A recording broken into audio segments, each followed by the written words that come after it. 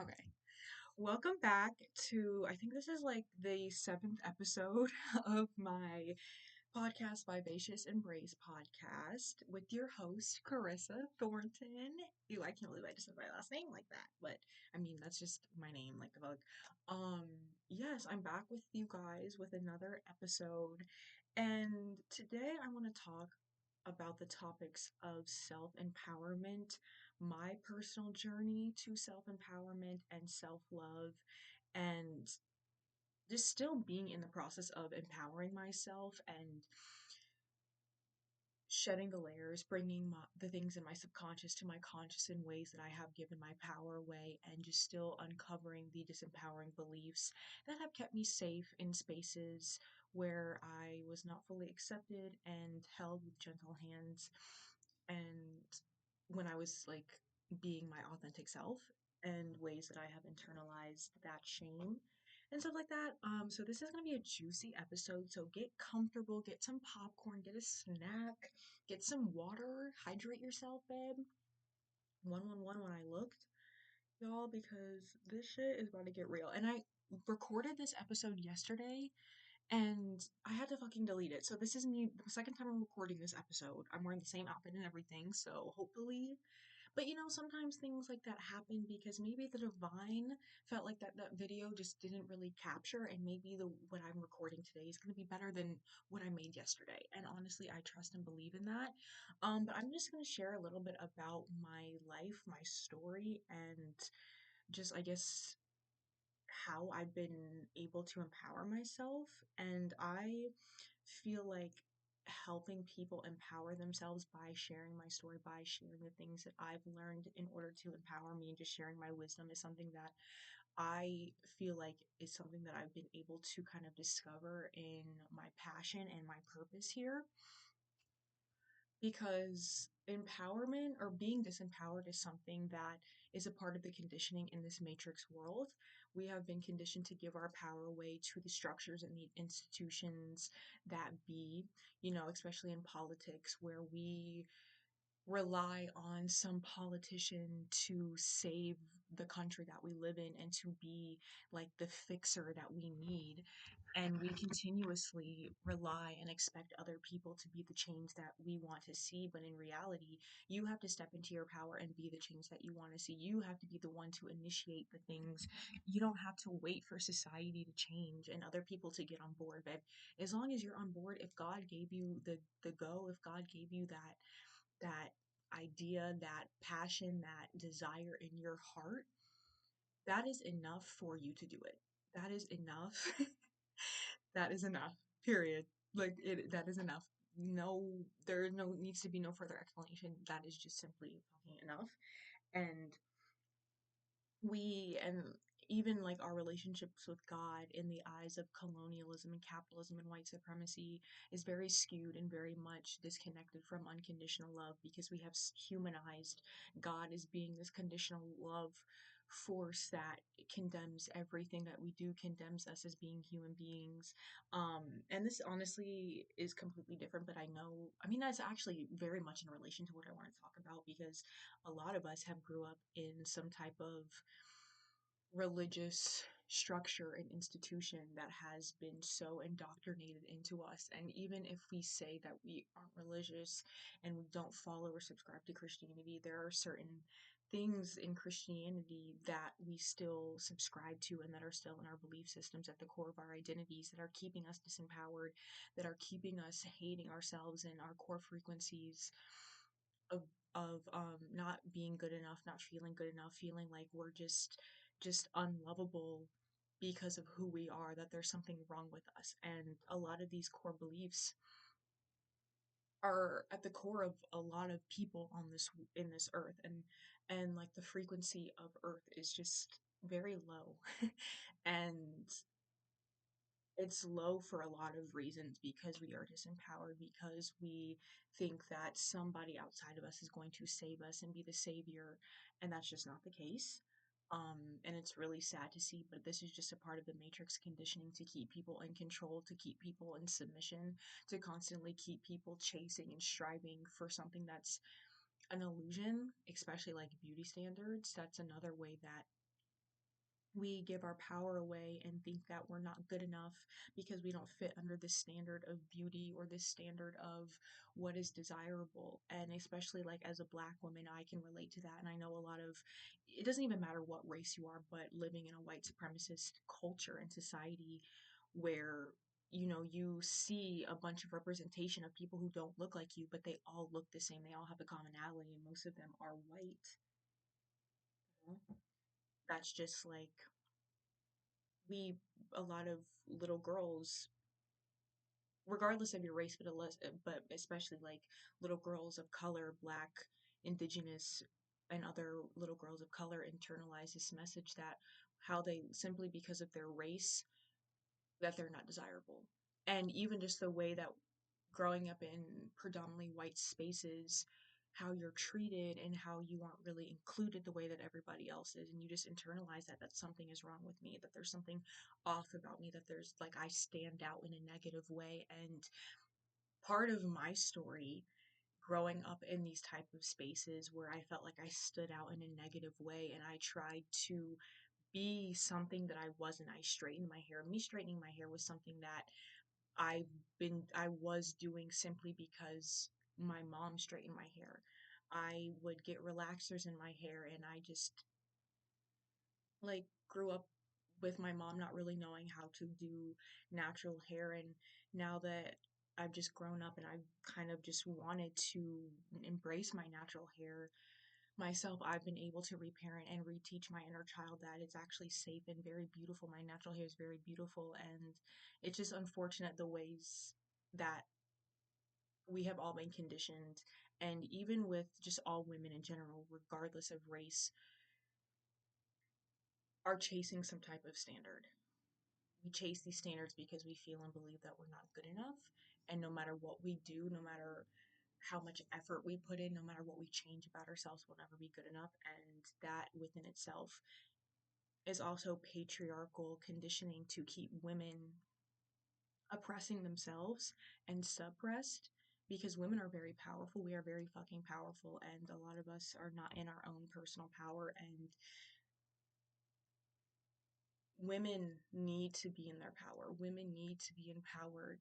And even myself, I've felt like, or have wanted to be in a relationship so bad for so many reasons, but also like we find comfort in these things that we have been conditioned to look forward to and to pedestalize, like being in a romantic relationship with a man and being chosen by a man. And we feel like we're more valuable because a man sees that worth and value in us. And this is just like, it gets really good. It gets really fucking juicy. But I'm going to share a little bit of my story. I won't share too much.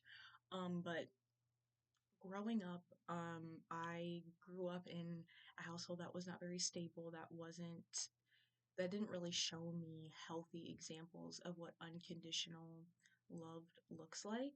And at a really young age, I lived with my parents. They were both together at the time when I was born and everything, but then they went to jail when I was very young. And so I ended up living with my grandma for a while. And then when my mom got out, I moved back in with her. And as a child, not knowing why they went to jail and just, I guess, being out of the loop of that knowledge, I missed them very much and I was kind of confused. And when I really started getting into my healing and doing shadow work and bringing my subconscious things and emotions and the suppressed things to my consciousness, I honestly don't really consciously remember everything that happened and everything that I felt in those times, but I know that my body remembers. And when I really sit with those times and I ask myself and my inner child how I felt, babe, I cry, I sob, I feel intense grief and sadness. And obviously that makes sense, right? And I feel like as human beings, it is very much natural with just the way that our brains are wired is, if we don't understand why something is happening or why we feel the way that we do, we kind of reject it and push it away because it's like, well, if I don't understand, then is it even valid? Is this even something worth acknowledging and feeling? And I feel like that used to be my perspective with my emotions, but I'm slowly like shifting my perspective and continuing to remind myself that like I don't have to understand why I feel this way to validate it, to accept it, and to allow it to be processed. And that is just the very human brain part of us.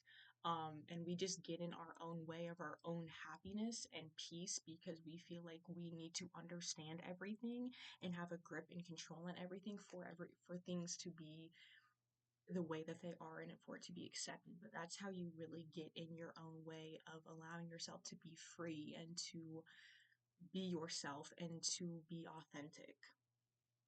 But I went home with my mom, and like I said, I don't really like remember everything that happened, but like I said, like my body remembers. And but like where my memory starts to come in, or the things that I start to remember, like I have bits and pieces of those times because like at that time when my parents went to jail, like I was very young, like I think I was like 3 years old.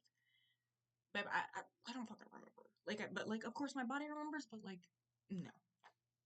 But um and like I said, I have like bits and fucking pieces of just like certain memories that stick out to me. Like I remember when I was younger and I was living with my grandma and we lived in apartments, and I was gonna go hang out with somebody and I was at the top of the steps and I jumped down from one step to another, and bitch I started tumbling down the fucking stairs. I remember that, and I'm thinking back to it, I'm just like, why didn't anybody fucking take me to the hospital or something like that? Like I don't think I showed any signs of like a concussion or like any severe anything, like luckily, but oh my god, like not me literally like I remember that. I remember that so well, bitch. I remember like it just happened so fucking fast. Like not me literally tumbling down the stairs. Like I like wanna cry. Oh my god, like I y'all. But then I lived with my mom, and I'm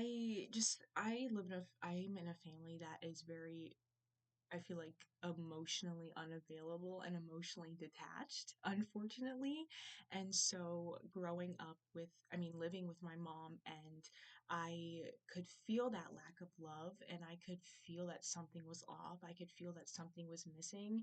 And I did a lot of things and I expressed the way that I felt I knew that was best to get her attention, and essentially like literally cries for help, basically to express that like to try to get her to give me that love and that nurturing and that care, and to tell me that she cares and loves me and wants me.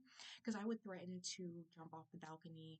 I would like pull knives out, and just a lot of things that were very scary to see and to do at a young age. And even doing that, my mom would call me like crazy, and she like called my grandfather once, and like doing that, like he came over and literally would hit me with a belt and everything. And I want to preface this, there's going to be trigger warnings, and I'm not sharing this from a place of like trying to trauma dump.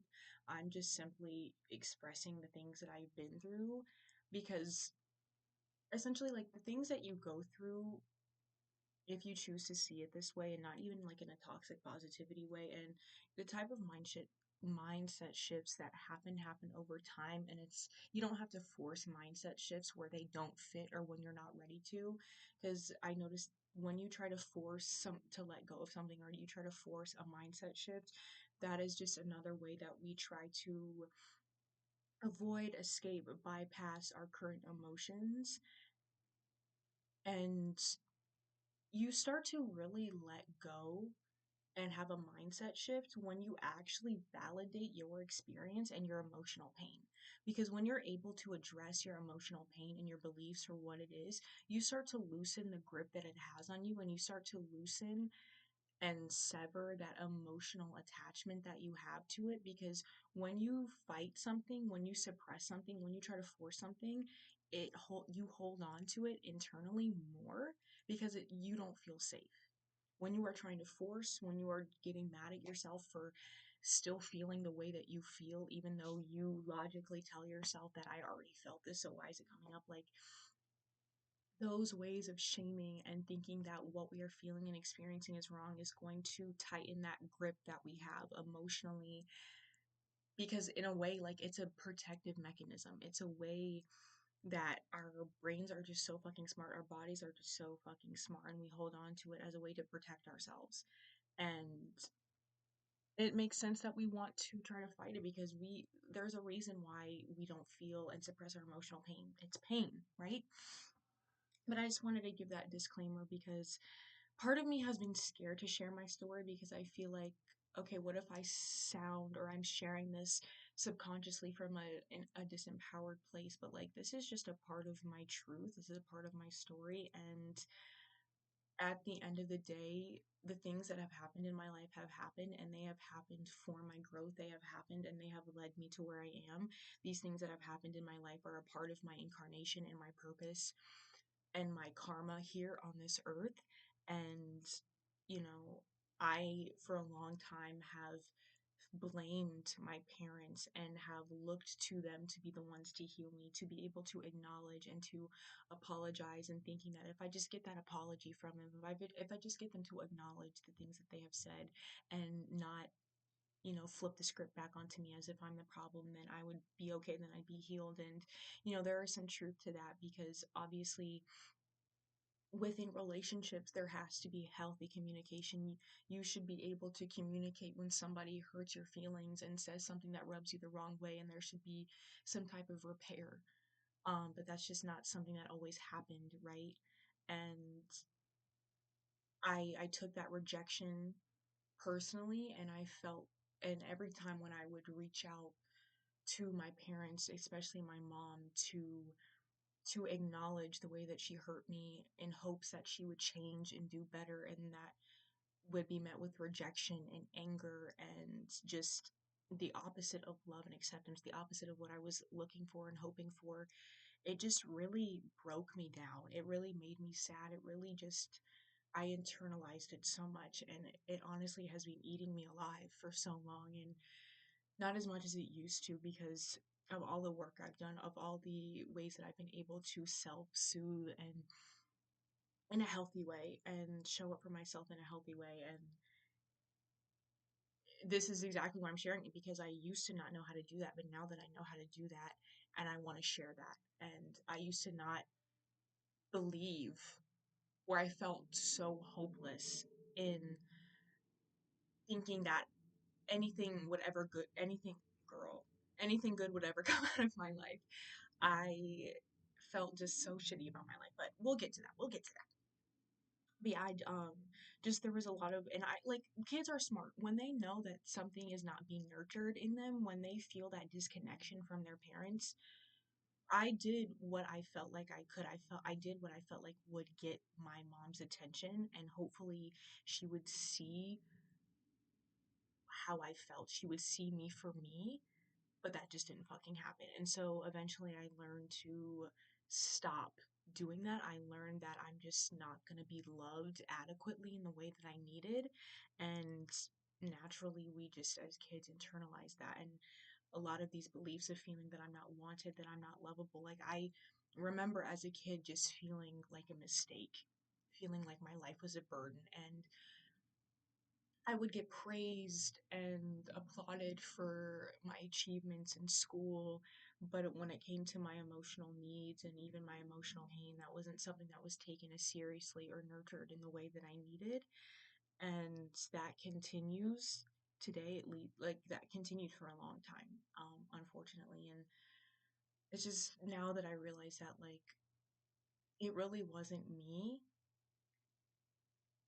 I was just unknowingly, not consciously knowing this, that I was asking. And it's not even that this is wrong, it's just when people are emotionally unavailable and even emotionally immature, and their relationship with themselves and their emotions is disconnected, and just people have their own shame and their own trauma and their own unhealed shit, like, that's projected onto you, and they treat you the way that they treat themselves, not intentionally to necessarily hurt you, even though it resolves in that hurt and that pain, but it's just, they are just reflecting back to you what their emotional and internal world is like. And their inability to process or even accept and hold capacity for your own emotions because they don't even have the capacity to hold their own emotions. And it's really fucking sad to say because like a lot of fucking parents who are not ready to have kids, whether for financial reasons, emotional reasons, physical reasons, should not be having fucking children. And I mean, but that's, I mean, bitch, well, I'm 22 years old. Like, there's nothing we can do about that now. I'm born. I'm born. Um, but yeah, and I just felt really disconnected and alone in my childhood. And I actually made a video about me and my like obsession with celebrities, especially Taylor Swift, and how I feel like Taylor Swift is somebody who really helped me get through these really painful and lonely years of my life. And I feel like I really wouldn't have survived without, I guess, having her music in my life and just feeling the connection that I do to her music. And oh my god, what am I saying? What was I gonna say? Yeah, I just feel like, especially as kids, I feel like when you're a kid and that's just like the reality of your life, when you feel unloved and you feel unwanted and you feel so alone and disconnected and you feel like the love that you really desperately need is not really being seen for that and your parents reject that, um it's really heartbreaking. And so like her music was really a source of escape for me. It was a way for me to cope. It was a way for me to find purpose and meaning. And it's honestly really beautiful and sad at the same time. um and I got my first phone at like 12 years old. That's the same year or the same time when I started self-harming because I saw people on the internet literally posting videos of them harming themselves, like, but at that time I was like, what is this? And I was fucking 12 and I didn't have anybody around me telling me no. So when I tell you I did not have supervision the way that I needed, talk about neglect, child. Talk about emotional neglect. Because like, yes, I had my physical needs met, like I had food to eat, I had a roof over my head, um, and all of those things that all people should have. But we, just in society in general, we really truly overlook emotional needs, which is so tragic because I feel like that is like a huge thing of why our world is the way that it is.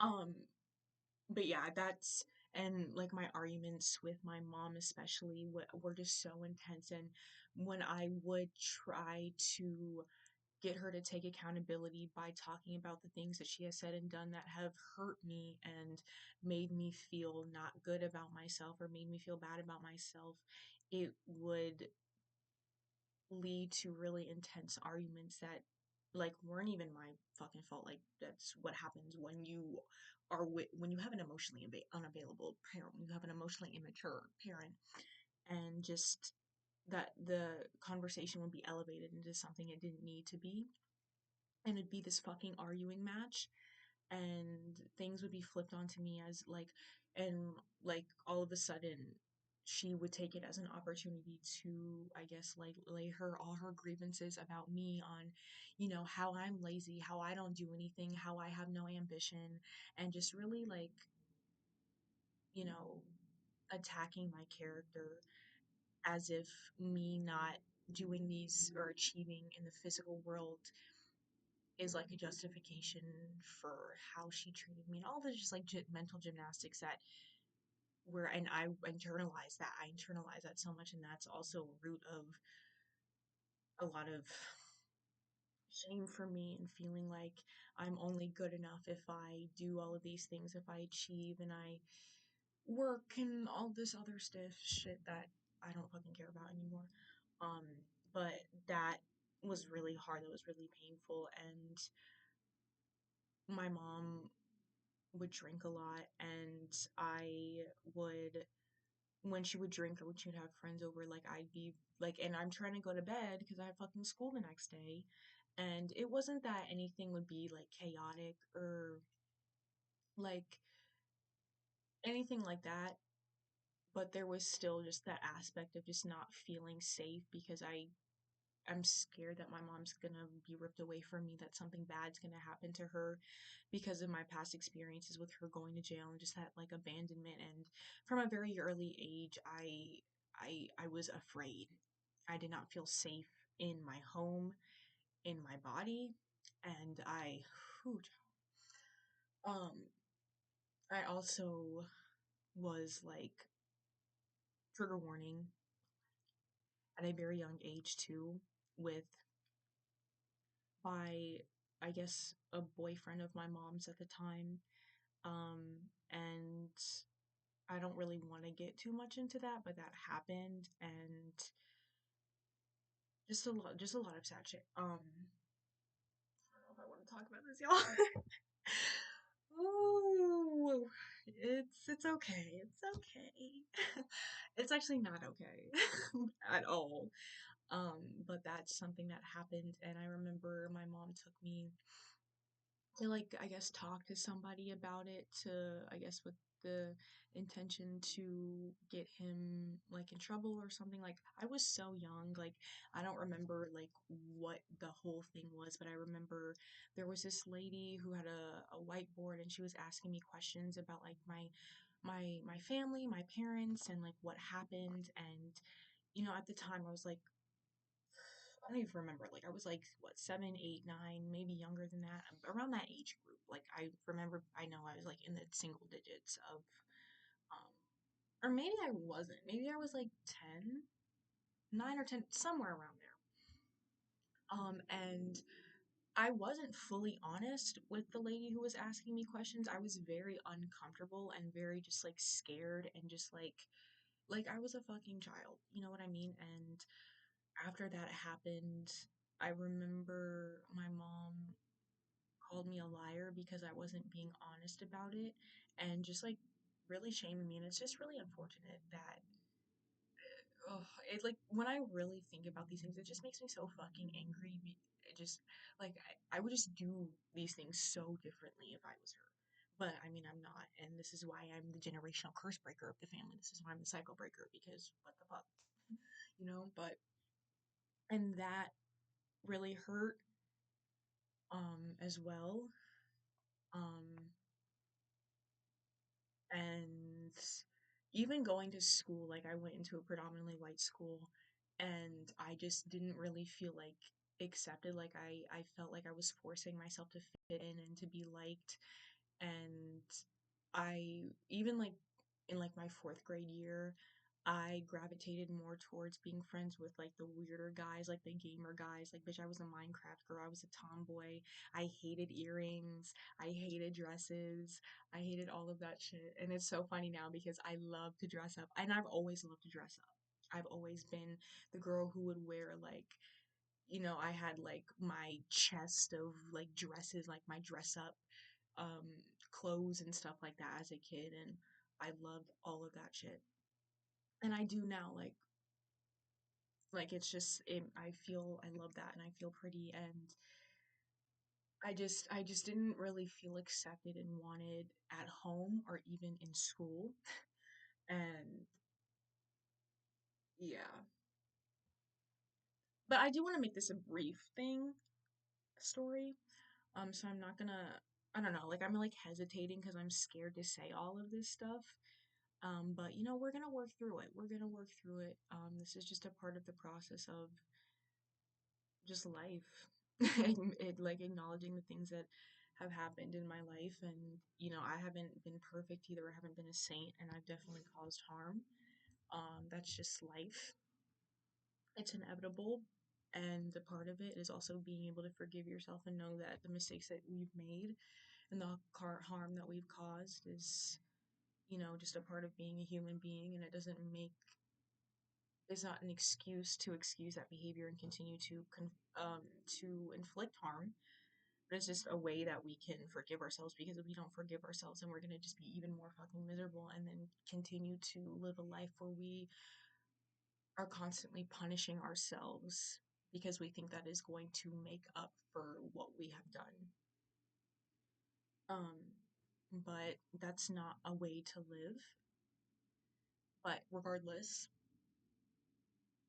um, I don't need, and it's also in the times when I would bring up the things that I had a problem with my mom, her bringing up the mistakes that I've made. I feel like I've internalized that, and I feel like, well, if I talk about the things that people have done that have hurt me and affected me, then I need to bring up all of my mistakes because it's like a justification or something. And it's just like, no, just because people hurt you does not mean that that's justified because you've hurt other people. Like that doesn't, that's like it, that makes sense, but it's also doesn't make sense because that's just like, it's not tit for tat, you know what I mean?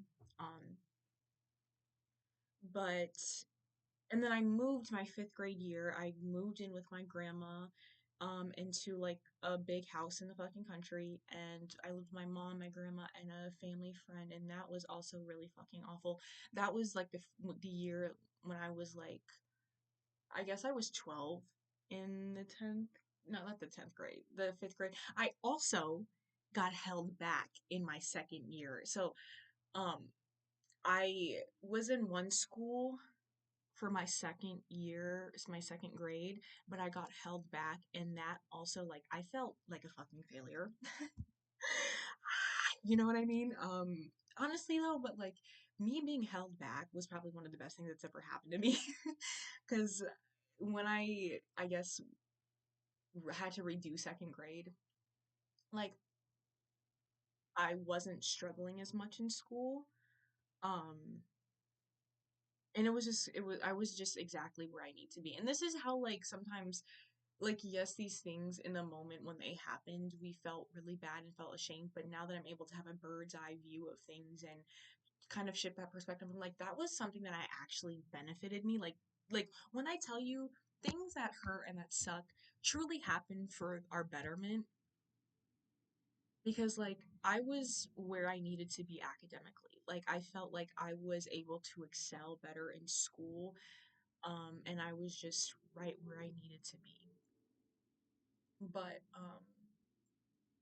yeah, and then like we moved, and that was not fun either. It was very dramatic, very chaotic. And oh my god, my fucking nails bleeding, y'all. Oh my gosh. But yeah, that's the year I first got my phone, and I was still very obsessed with Taylor Swift.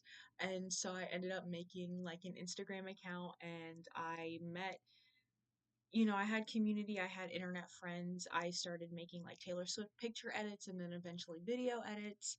But that was also where, like I said, I was introduced to self-harm and all of these things that I feel like also were really detrimental to my mental health. Like my mental health, honestly, with all of these things that have happened in my life was just set up to not be the best.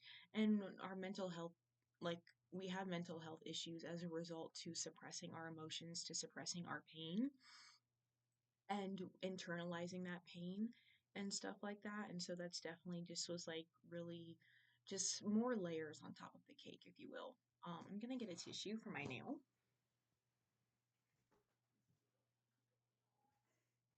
I'm so uncomfortable with like talking about all of this stuff, but it is what it is. There's a purpose for it, I promise. This is I don't want this episode to be super long, but it is what it is. Nail. I knew that was gonna happen too.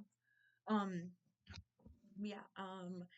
And on that account, since my emotional needs were not being met, I sought for my emotional needs to be met on the internet.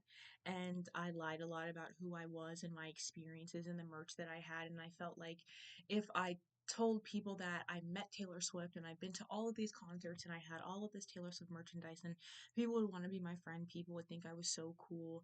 and I would talk about me like ending my life and, self-harming on there. And granted, some of these things were kind of true because I was doing those things behind the scenes, but I was talking about all of these things as a means to get people to care about me, and for people to show me that they care about me, because I felt so unloved and cared for and unwanted in this world. And that was just a way that I felt like my needs could be met. And I mean, people did show care, people did show concern, people were scared for my well-being. And talking about this, I, r- I'm not even like ashamed of it, but I just realized that like I did it because I was suffering. I did it because I was in so much pain, and all I really wanted was people to show that they cared about me. And it worked, like I said. But I mean, regardless of how many people tell you and show you that they care about you, there's always that feeling internally that it's not authentic, or people don't really care, it's just like never enough. And it's just really fucking sad to say, because I just felt like my life was just a complete mistake, in that I was just in so much pain, so much pain. I was suffering so much. And then during my fifth grade year, when I moved, I went to a different school, and I hated that. Because this school, like for most majority of my elementary school, I went to the same school, and I had the friends that I had, and I hated that I was leaving, um, like the people that I knew, and I was going to a fucking new school, especially like the last year of elementary school before you transition to middle school. I hated that. And this is also not to say that my entire childhood was fucking doom and gloom. Like, I do have great memories. I laughed a lot. Like, I was a very like happy child. Like, I would always be smiling and laughing and just, wanting to be friends with everybody. And granted, not everybody wanted to be friends with me, but it is what it is. And I had I have a lot of great memories, a lot of positive stories to share. And that's also a part of sharing my story that I have to remember, is that not my entire life, my entire story is not a depressing shit show. Like, there's actually a lot of great memories, a lot of great laughs, a lot of great people that I was friends with, and a lot of people who did love me and care about me and express that. Um, and I feel like it's just important that I don't overlook that part of my story as well. Um, and I feel like it's definitely easy to overlook the positive things that happen. And that's not to devalue those things either, because I did have a lot of great things, but obviously the heavy things, the trauma and the pain is so prominent, especially because it's been so suppressed for so long, and so like just turning your back on it and leaving myself behind for so long. Um, but in the fifth grade, I also went to a predominantly black school, and in that time in my life, I didn't fit in either. um I would get comments like, "Oh, you want to be white? Oh, she's trying to be white. Oh, you think you're all that?" And bitch, I was in the fifth grade, bitch. And also, I'm a Leo rising, so I have a lot of other like instances where people thought like, "Oh, you think you're better than me," and like, or just being really bothered by my light and my like happiness. I remember in elementary school too, this little white boy asked me why I was smiling so much, or smiling all the time. Um, and I don't even remember what I said, but it's just like there are just times when I was just being myself and existing, and people just had something negative to say, or just didn't really have any positive input. Um, but after the fifth grade, I skipped my fifth grade graduation to go see Taylor Swift live. She was my first concert ever for the 1989 tour. I saw her in Raleigh, North Carolina, and it's actually been 10 fucking years in July, which is fucking insane because I kind of don't remember anything from that concert. If I have like pictures, like I have two fucking pictures. Actually, no, I have two pictures of her that I took when I was in the arena when she was performing, but like I have a lot of pictures from that night that I took like around, like, buying merch and stuff like that. That's so crazy. And then I moved back to like the similar district that I lived in. So I ended up going to the middle school that a lot of people that I knew from elementary school before I moved in fifth grade in middle school. So it was really nice to be able to go back into a familiar environment with people that I'm familiar with. Um, but it also like I mean a year, not even like a year, but like over a year of not really like talking to these people and stuff like that. You know, it's not like things picked up where they left off. But sixth grade for me was kind of a blur. Like I was still struggling mentally, but seventh grade is where like my struggling got really fucking bad. Um, and like my mental health was really bad. I was self-harming a lot more. That's the first time that I ever tried like prescription drugs to try to end my life. And that year is when I also started going to therapy, and my parents went to me with therapy. And therapy in that time of my life, like being able to talk about it with somebody else there and having like somebody who's neutral who can also be like a voice for me, because like growing up, I didn't really have somebody advocating and being a voice for my needs and my pain, and like somebody interjecting or intervening and being like, oh, there's something going on here and like she deserves better. And I enjoyed therapy because there was somebody there that I felt like was there for me, to hear my side of the story, and in hopes that things would change and that like my parents would finally like see me and hear what I'm saying and change and take it seriously, which didn't fucking happen. But yeah, and that when I first started taking pills, like I stole them from my mom. She had like a bunch of different ones, and I just took as much as I could without maybe her noticing. And oh my God, when I would take them, like I felt like my skin and my blood was on fire. And looking back at it now is probably like, oh, poisoning. Like I was probably like getting poisoning from taking all of those pills. And I I was so scared to say anything. I was so scared to be like, oh, something's happening. And granted, I did say it once. I did let my mom know that like what I was experiencing, like that just like fire that I was feeling. And she just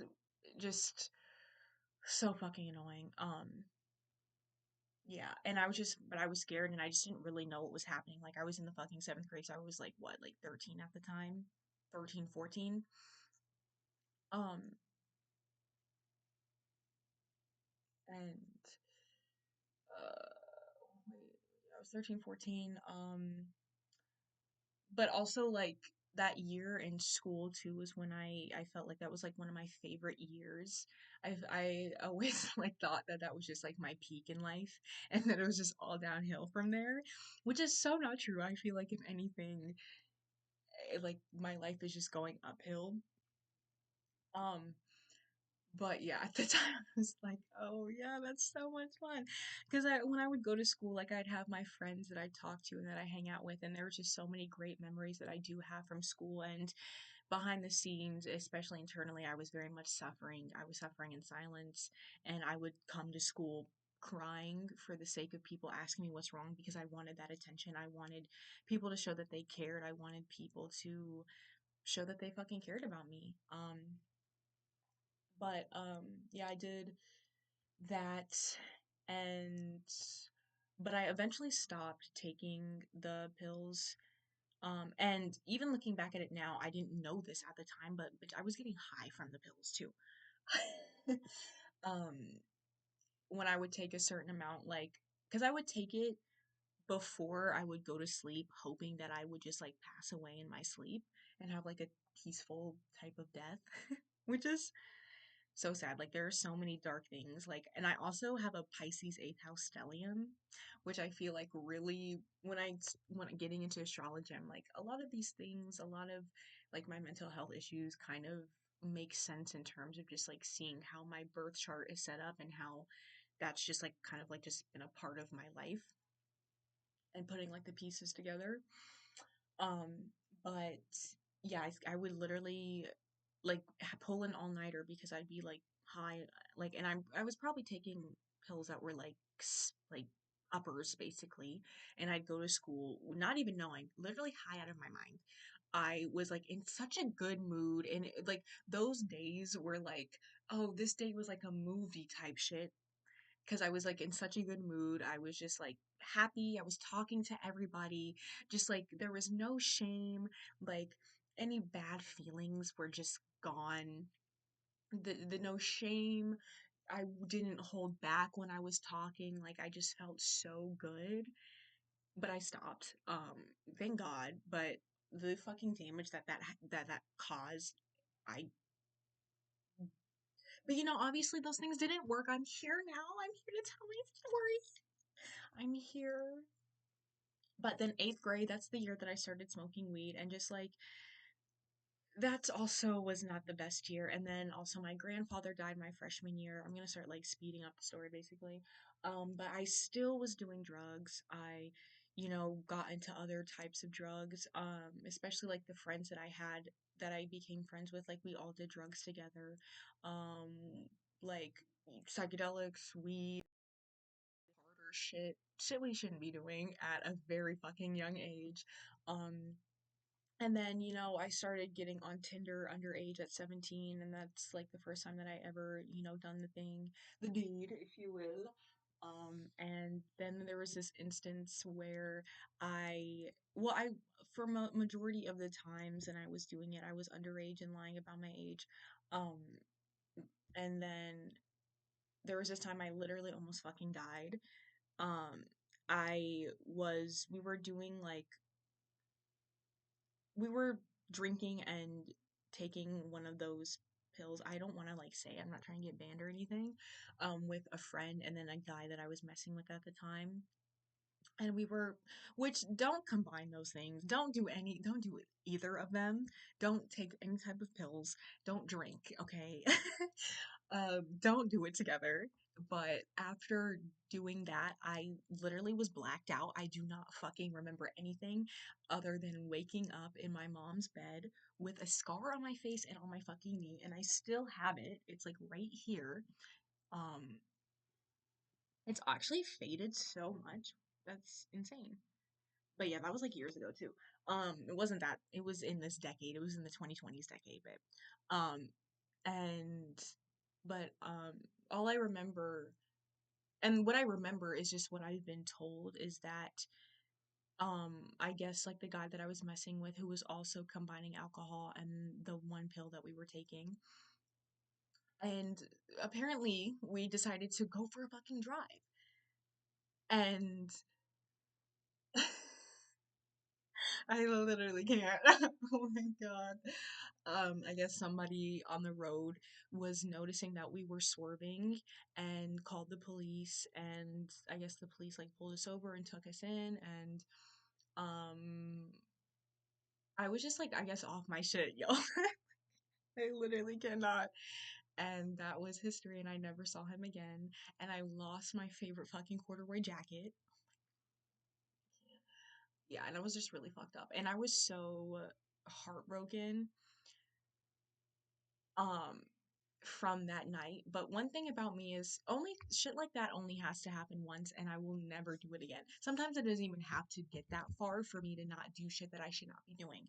But babe, like God was looking over me that night. I really think about that night and how like God, the universe, was like, no, no, because I literally could have died. Like from overdose, from a car accident, like who knows? But like, whoever called the police on us, thank you, literally, thank you. Like, I hope that person is living their best life right now. Like, I don't know who that person is, I don't know who that man is, but I hope they're living it up. But yeah, but I, after that, still, that's like, yeah, after that, um, hmm, that was like after COVID too. But then I stopped being friends with those friends back in 2022, and then I was still struggling mentally. I was still very much like suppressing my emotions, and just like there are things I look back on where, when you see things from a different perspective, you see how like people disrespect you, how you allowed people to disrespect you, and just like that anger and that grief, and just even feeling angry towards yourself because you like let those things slide and you didn't stand up for yourself, like all those types of things. And there was just like a falling out, things that I said, that just not fully expressing how I felt, and just like saying things in the heat of the moment out of anger and all of those things. And then I got introduced to inner child healing through an TikTok live in 2022. And then I was like, oh my God, I want that. And I just felt really connected to what she was saying. And it like even brought tears to my eyes because I felt like I just like right place, right time. Like the universe decided that I was fucking ready to hear it. And clearly I was ready because in that moment, that's when I declared that that's what I wanted. That's something that I felt like would benefit me. And I also, for the first time in like years, got on Tinder, met somebody in person on Tinder, and kind of like felt head over heels over him. And I felt like he was my twin flame. And that whole thing of just like, I guess like that whole thing of just like the runner chaser, just like just my wounds really playing out. Like he triggered a lot of the, I guess, subconscious beliefs and wounds and things that I was operating from, that I have now realized. And he was really a catalyst for my healing because, in order for you to heal, you have to kind of go through the cycles. You have to let those beliefs play out. You have to have those things triggered and flared up for you to be able to reflect and look at them. And I feel like in 2025, this year, is really the year where the deep healing truly started for me. And I feel like I'm not even the only person, because 2025 is the year of the snake, where we're shedding all the things that don't serve us. We're shedding all of our old skins. And we're just like releasing a lot of just like the old baggage, the old things that don't serve us, that are not meant to come with us. Because of course, like a lot of these beliefs, a lot of this pain, a lot of these things were shaped and formed from not being fully accepted in the spaces growing up that I was in.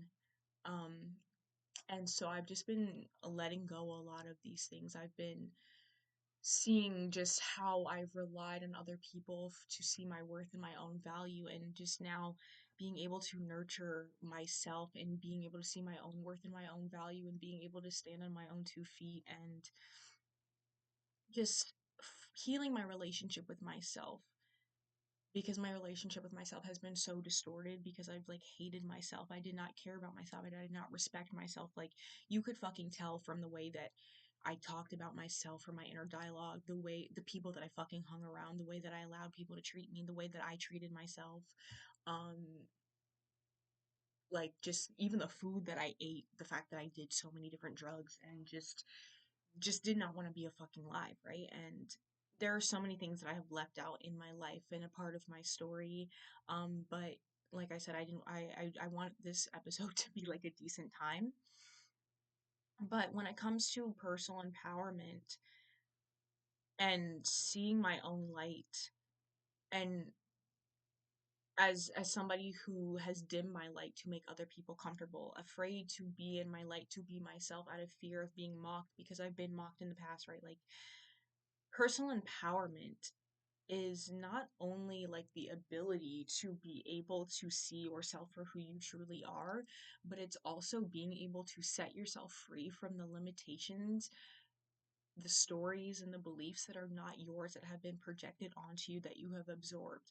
And it's also a part of being able to liberate not only yourself, but your lineage, because a lot of the beliefs and the pain that we carry are generational, and our genes, our DNA, it is epigenetic, especially as a Black American in this country, and where my ancestors have experienced, a lot of pain and discrimination from slavery and segregation and Jim Crow laws. Like the pain is passed down because it hasn't been felt in my lineage. It hasn't been actually alchemized into 100%, not 100%, unconditional love, right? And I feel like the work that I'm doing, I'm speaking a different language than what my genes are used to, what my nervous system is used to, what my lineage is used to. And I take empowering myself being seriously, and as somebody who has been so used to surviving and just trying to make it through the day, trying to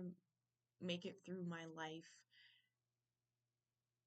while battling my own demons, while suffering in silence and just numbing myself and fantasizing about somebody saving me and all of these different things.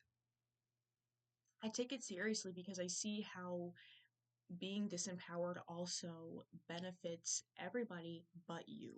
Being disempowered benefits the systems of oppression, because when you are disempowered and you are operating from disempowering beliefs, you are oppressing yourselves. You are oppressing yourself because, especially a lot of these beliefs that we have, and not only just from our lineage, but it's also from the institutions that we're raised in, the religions that we support and believe in and we're raised in, society at large, the messages that we internalize from society subconsciously or even consciously, like all of these things play a role in upholding the structures that be. And a lot of these beliefs and our identities wouldn't even be what they are if we didn't live in like capitalistic, colonialistic, consumerist, white supremacist, patriarchal systems. Right. And so we also have to see what systems internally are upholding these other systems that we abide by internally, that we religiously, consciously, or subconsciously uphold and support and fight for. Because changing your belief system isn't fucking easy. This is why not a lot of people do this work.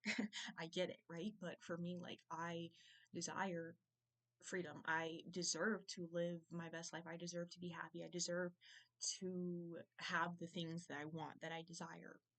And as somebody who has experienced emotional neglect and learned that my needs are not something that'll be met, or if I express my needs and they'll be rejected, and just to not necessarily expect any type of love or any type of anything good simply because of who I am, and all of these things, like I said, we believe these things as a defense mechanism, as a way to protect ourselves, to keep ourselves safe from environments. But as I've grown up and I've moved away from these environments and I moved away from these people, and I'm learning to that how I chase people who might not want me and accept me as a way to play out the pattern that my nervous system and my inner child is familiar with. But like a lot of these beliefs that we have formed from being in environments where we're not accepted for who we truly are, we still carry these beliefs even in different spaces and rooms where there is no evidence that you're going to be rejected, but your nervous system is bracing for that from past experiences. And and you can really see if you still carry these beliefs by the way that you might self-sabotage. And I know for me personally, I have definitely self-sabotaged and have rejected other people before they reject me, because of that fear that is so deep internally, of that fear of rejection, that fear of not being accepted, not being included, and standing out in a negative way and being like made fun of or mocked and rejected and pushed away because of that. But especially with the life that I'm calling in, the life that I'm creating, and this identity and shadow work that I'm doing, I realize that holding on to that pain and these beliefs of being rejected is not gonna work. It's not working anymore. It doesn't serve me anymore. Because if I'm calling in the friends and maybe the relationship and the life that I want, bracing for impact, constantly bracing and fearing that rejection is only going to hold me back, is only going to get in the way of me actually accepting and enjoying what I want and what I'm calling in and what I deserve. And changing your beliefs is, like I said, scary. And sometimes our internal world, our nervous systems, and our minds are going to reject that change because we fear internally that it's not safe. And being able to empower yourself, obviously, is not just being able to do that type of work, but is also being able to have your mindset shifts, but also being able to talk to yourself and reparent yourself with gentle words, with gentleness, gentle reparenting it. And I feel like being able to talk to myself out loud and acknowledge that, yes, these changes that I'm making is scary, But the thing about the difference between the past and now is that I didn't know what I know now. I didn't have the tools to show up for myself. I didn't know how to show up for myself. And it's different now because I do know how to show up for myself. I do have the tools to show up for myself. I know how to gently reparent myself. I can tell myself the things that I've always wanted to hear. And as I was writing something not too long ago, like within this week, I was writing about how, or I wrote a line, or I thought about a line where my soul has ached for those words that you are wanted. And I have been wanting to hear those types of words, that type of affirmation from other people, from my parents, from my family. But I am allowed to say that to myself. I'm allowed to give that to myself. I'm allowed to trust that I'm good enough. And when you empower yourself, empowerment also starts with being able to trust yourself, being able to trust that your judgment towards yourself can be changed and it can be positive.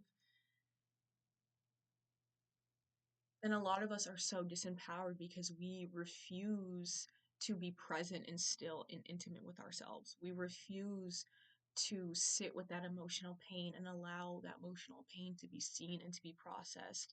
And we attach to these stories. We continue to allow these stories to write the rest of the story. But the thing is, our pain from the past is half the story, is half of it. But the rest of our story has yet to be written. And the more present that I get in my life, and the more that I realize that I am the one who gets to change shit, who gets to be in control of my mind or my identity, that I get to change my identity, that I get to change all of these beliefs and these stories, that I don't have to let my subconscious mind and all of this shame and all of these things continue to run my life. Well, granted, your subconscious is what you subconsciously do not know, or the things that you suppress, the things that you deny yourself of even feeling, is going to run your life. And that's why when you allow yourself to feel your emotional pain, that's when you start to at least feel free or feel some type of relief. Because your emotional pain points are the things that where you can also liberate yourself from. You liberate yourself from feeling your emotional pain. You liberate yourself from feeling your emotional pain because your emotions are the keys in your life. Your emotions are what can push you or direct you towards what you need, what you want, what you desire, how you actually feel, and what your boundaries are.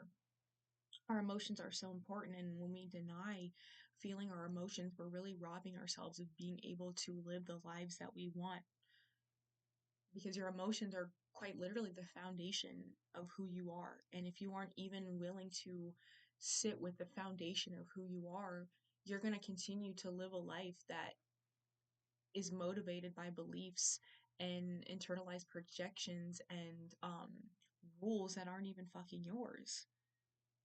And a lot of us, even myself, I've been living a life that has been shaped by things that aren't even mine to carry, which is weight and burdens that is not even mine to carry.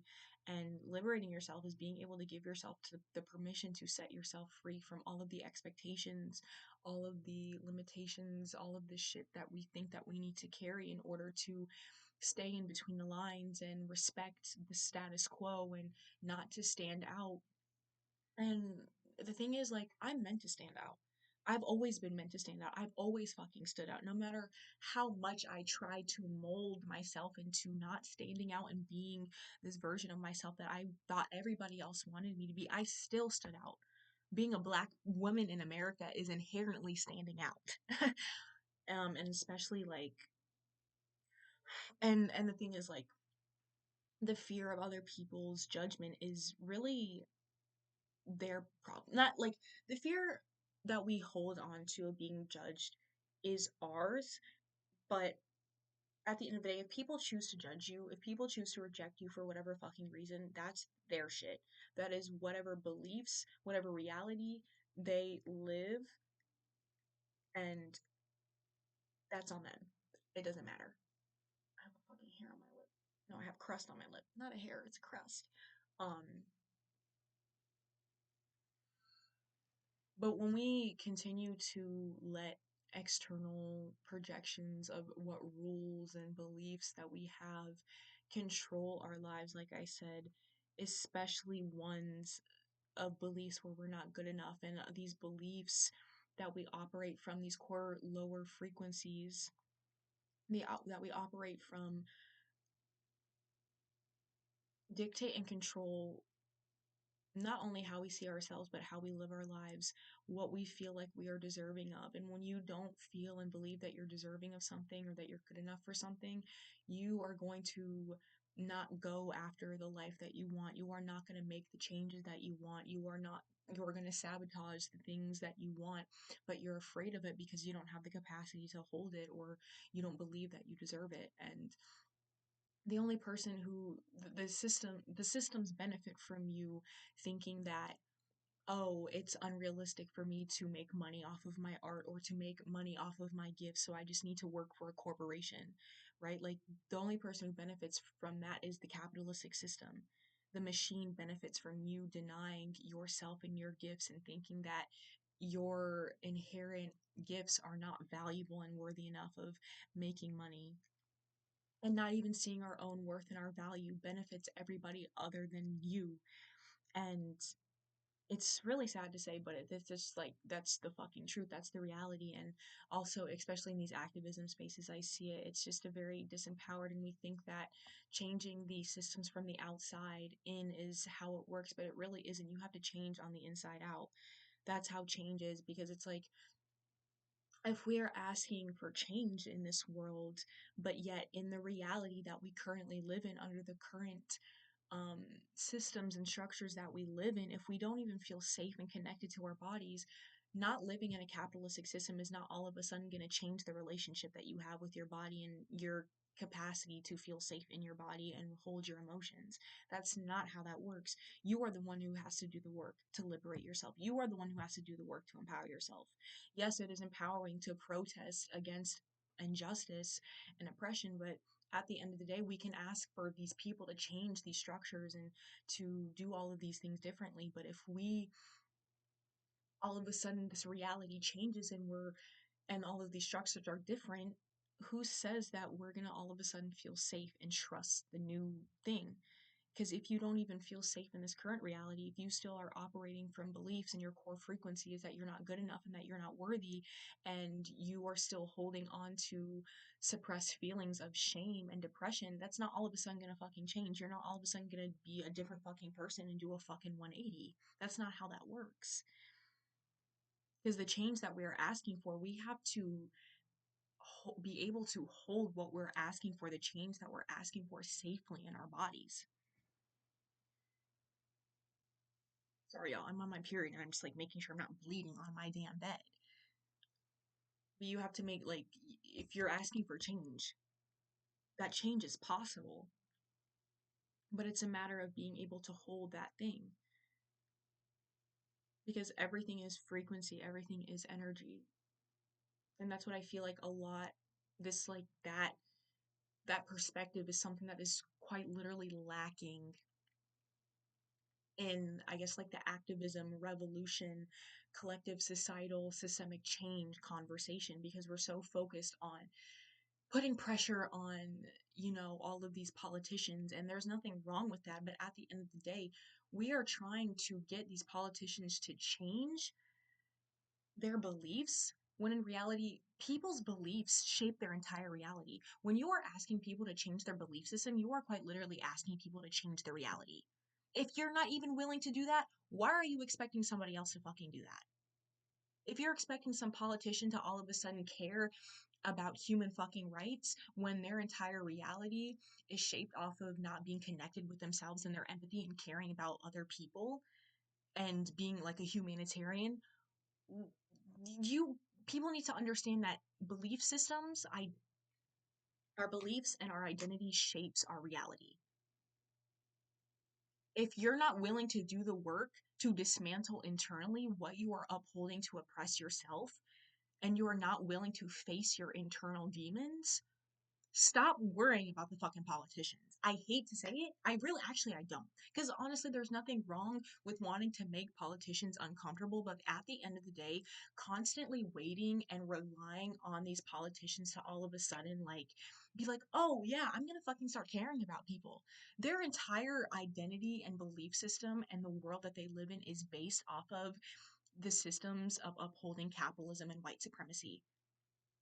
They benefit from doing that. They're not all of a sudden gonna fucking change because all of these people who are disempowered are calling them assholes and like attacking their fucking character and all of this shit. Like, yeah, a lot of these people are fucking assholes. A lot of these people lack empathy. But guess what? You don't need to try to get them to have empathy for you to create the systems that you want to see, for you to be the fucking change that you want to see. Like, period. We can try to change all these people all we want, but even if the change does happen, are we even going to trust the change? Are we even going to feel safe in that reality where we are experiencing a change that we want? Because, like I said, if you don't even trust yourself, if you don't even feel safe in your own body, if you're disempowered and disconnected, living in a different system where the rules and the things are different aren't going to all of a sudden make you feel safe and make you have a connection in your body and feel empowered. You're still going to be operating from the core frequency and the core beliefs that you're not good enough and that you're not worthy of anything good. That you don't love yourself and you don't take care of yourself and you don't fucking respect yourself. All of a sudden having systemic change is not going to make you love and respect yourself. You have to do that work on yourself. These politicians are not going to be able to give that for you. They're not going to do that fucking work for you. You have to do that fucking work. But I think I'm going to wrap up the video here. This was great. I love talking about this. And follow me on my other social medias. Follow me on TikTok. It's Vivacious Embrace. Same as my podcast name. Follow me on my Instagram too. It's Carissa, Karizzuhhh. That's my personal account. I'm thinking about starting to post stuff like this on here and things that I post on my TikTok on my main account. Um, but girl, when I tell you, when all of these things are said and done, those thoughts, that fear, that worry about other people, that deep programming that I've been operating from, that I've been indoctrinated with just like trying to manage other people and considering other people's emotions before mine, and like and how other people perceive me or feel, and how I what I do and how that makes other people feel, is something that is like always coming up. But it's okay, because just because it comes up doesn't mean that I need to listen to it. I'm just going to validate it and acknowledge that it's there, because we don't need to ignore that these old programmings and these old beliefs that are just trying to keep us safe are bad and are trying to ruin our lives. They're simply just trying to keep us safe. But you have to continue to choose those new belief systems and those new identities time and time again, time and time again. Because honestly, it's like the fear may never go away. That shit might not ever go away. But the thing is, are you going to continue to let it control you? Are you going to continue to let it dim your light? Are you going to continue to let it cause you to fucking hibernate in your shell and try to remove your existence from this planet? Like, no, no. It's time to liberate. Bitch, stand the fuck up. Stand up, ho. Stand the fuck up. Stand up. Yeah, this is the end of the episode. I love you guys. Thank you for fucking watching, and I will see you guys next episode. Bye.